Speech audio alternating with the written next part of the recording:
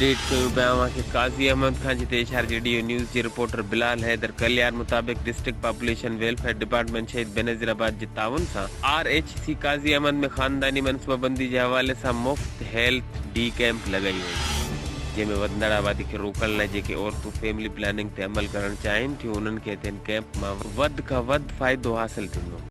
Officer शहीद बेनज़ीराबाद अज असां हिते फैमिली हेल्थ डे कैंप मुनक़िद कई आहे हेल्थ डिपार्टमेंट जे तावन सां। फैमिली हेल्थ डे कैंप असां चवंदा आहियूं ख़ानदानी मनसूबाबंदी ते। अॼु असां वटि RHS सकरन जी डॉक्टर मुस्तनद डॉक्टर आहे डॉक्टर तस्नीम कौसर साहिबा।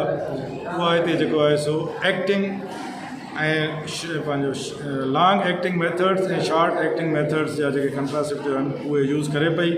लॉन्ग मां इहा मुराद आहे जंहिंमें ट्यूबलाइगेशन जेके उहे औरतूं जेके मैक्सिमम चाइल्ड्स पैदा करे चुकियूं आहिनि उहे वधीक ॿार पैदा नथियूं करणु चाहिनि, उन्हनि जो हिकिड़ो मुस्तक़बिल असां वटि ऑपरेशन आहे उहो कंदासीं। उनखां अलावा असां वटि हिकिड़ो जडेल मेथड आहे 5 सालनि जो, उहो रिवर्सेबल आहे। 5 सालनि ताईं उहो पंहिंजो जेको आहे सो उहो उनखे रिमूव कराए सघनि थियूं पियूं। उनखां अलावा शॉर्ट एक्टिंग मेथड्स जा असां वटि कंट्रासेप्टिव आहिनि, उनमें सियाना प्रेस इंजेक्शन आहे, COC आहे, ओरल पिल्स आहे, रबड़ कंडोम आहे, इमरजेंसी कंट्रासेप्टिव आहे, उहे बि असां वटि आहिनि। इहे सभु जेके मेथड्स आहिनि असां फ्री ऑफ कास्ट कयूं पिया।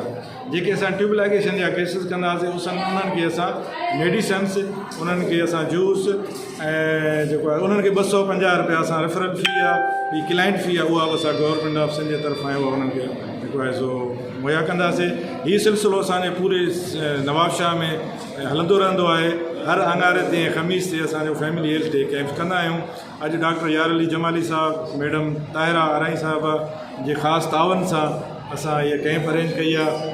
LHS जेके आहिनि LHS बि उन्हनि जो असांखे तमामु घणो सहकार आहे हिन खे कैंप करण जे लाइ। ॿी हिकिड़ी मां ख़ुशख़बरी तव्हांखे ॾियां त हिते असांजे मिनिस्टर साहिबु ऐं DG साहिब जे तावन सां रिप्रोडक्टिव हेल्थ सेंटर जो असां आगाज़ कयूं पिया, जंहिंमें हेल्थ डिपार्टमेंट सां बहितर तावन कयो आहे, पंहिंजे रूम्स ॾियण जो वाइदो कयो आहे। इनशाला होपफुली असां जल्दी जेको आहे सो इहो सेंटर RHS असां हिते एस्टेब्लिश कंदासीं ऐं इहे असां पोइ रेगुलर बेसिस ते असां इहे सहूलियतूं माण्हुनि खे ॾींदासीं। महिरबानी। डिस्ट्रिक्ट पॉपुलेशन वेलफेयर डिपार्टमेंट शहीद बेनज़ीराबाद ऑफिसर रियाज़ शर्फ साफ़ियन सां ॻाल्हाईंदे चयो त जीअं वधंदड़ आबादी खे रोकण सां पंहिंजे मासूम ॿारनि जी तालीम, सिहत ऐं ॿियूं सहूलियतूं पूरियूं करे सघजनि थियूं। हिन जो वधीक चवणो त हिन हेल्थ कैंप क़ाइमु करण में वधि खां वधि सहकार लेडी हेल्थ वर्कर्स जो आहे, जिन घर घर वञी औरतुनि में शऊर पैदा कयो, जंहिंजी महिनत जे करे अॼु सवें औरतूं कैंप ते आयूं आहिनि ऐं ख़ुशी सां प्लानिंग तहत मनसूबाबंदी ते अमल कंदे ऑपरेशन समेत ॿियूं सहूलियतूं हासिल करे रहियूं आहिनि।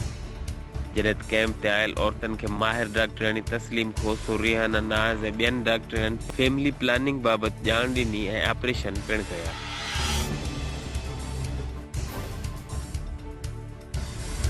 रेडियो न्यूज़ ते वधीक ख़बरनि ऐं अपडेट्स लाइ ॾिसंदा रहो रेडियो न्यूज़।